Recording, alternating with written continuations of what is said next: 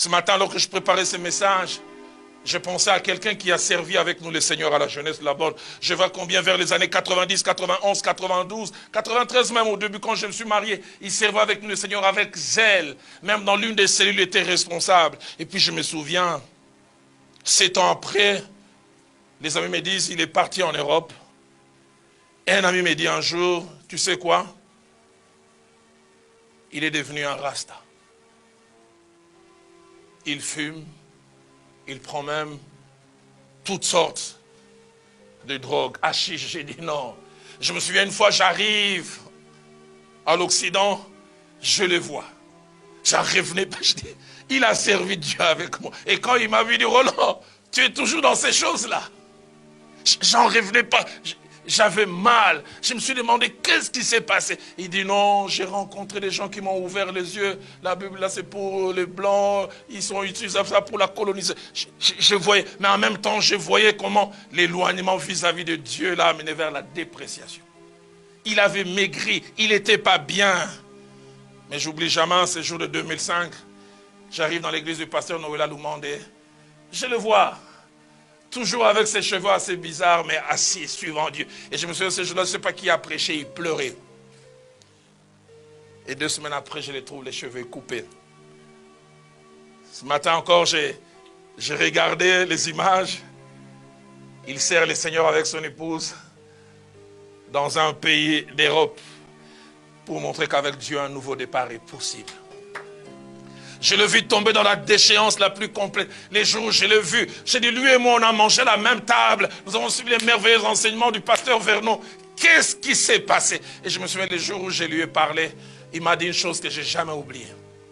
Il dit, Roland, vous qui n'êtes jamais sorti de l'enclos, restez-y. Il dit, tout celui qui a véritablement goûté Dieu, le péché n'est pas si succulent que ça. À la fin, il y a toujours un brin de tristesse. Il dit, je n'ai jamais été autant malheureux que quand je me suis éloigné du Seigneur.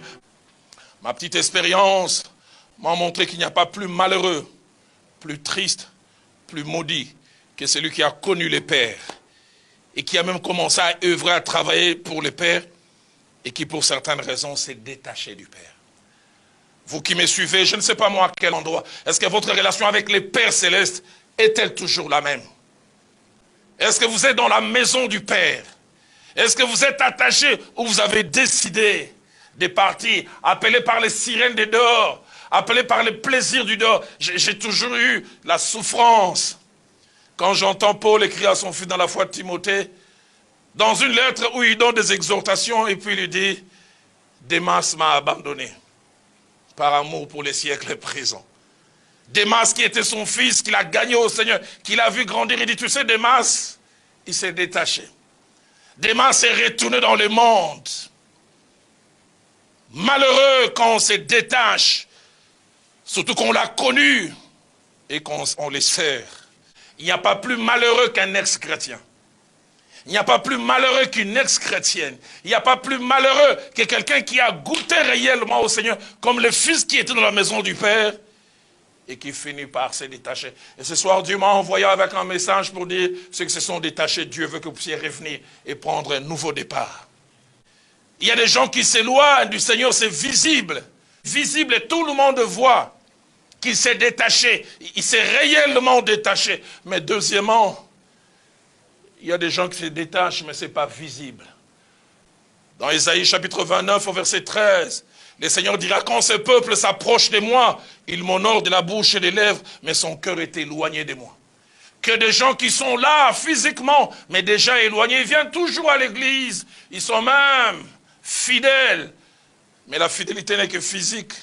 Ils se sont éloignés. Et ce soir, Dieu veut que ce soit non seulement celui qui continue à aller au travers des rites, mais que ton cœur revienne pleinement à Dieu. L'éloignement vis-à-vis du Père peut avoir des degrés. Premier degré de l'éloignement avec le Père, c'est la baisse dans la qualité de la relation. Quand je parle de la baisse de la qualité de la relation, ce n'est pas que les péchés s'invitent, mais la passion n'est plus la même. Les zèles n'est plus les mêmes. La motivation du départ, qui était plein de vie, a cessé. Un peu comme un véhicule qui tend vers une panne sèche. Dans Apocalypse chapitre 2, verset 4, le Seigneur parlant à l'église d'Éphèse dira, mais ce que j'ai contre toi, c'est que tu as abandonné ton premier amour. C'est pas que tu ne m'aimes plus, mais c'est plus la même chose. La version Alfred Coin dit, tu ne m'aimes plus comme au début. La version Taube dit, tu as abandonné ta ferveur première. Est-ce que tu es toujours attaché au Père? Est-ce que tu ne t'es pas éloigné malgré qu'on te voit servir?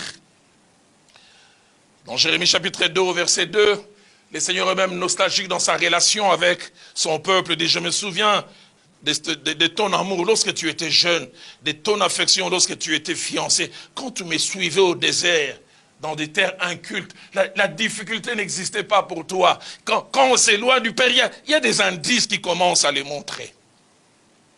Et deuxièmement, en termes de degrés, c'est désormais on a un cœur partagé. Pas un abandon total de Dieu, mais les cœurs qui étaient totalement occupés par Dieu commencent à partager le trône avec autre chose. Dans 1 Roi chapitre 11, verset 4, la Bible parlant de Salomon ne dit pas tant parce qu'il a abandonné Dieu. Il avait dit son cœur ne fut point tout entier à l'Éternel.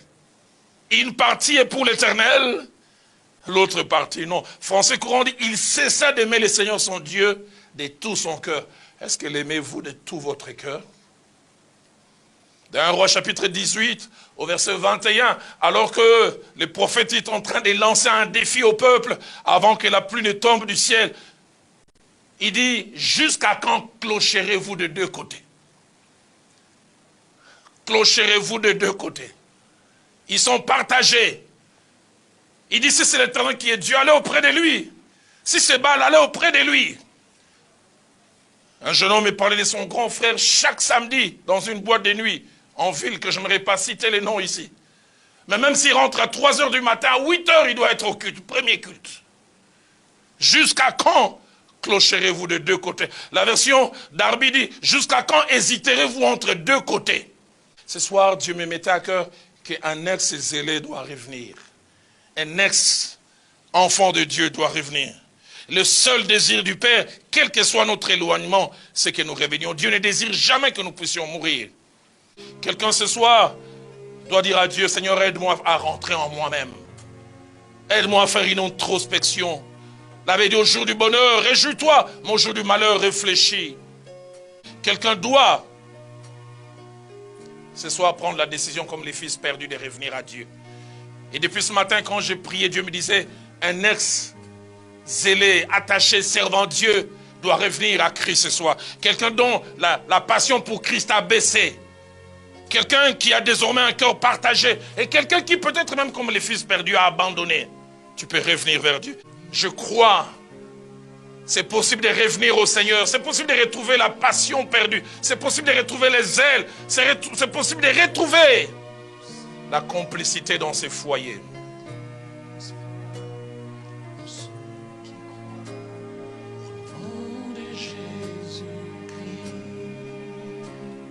C'est encore possible. Alléluia.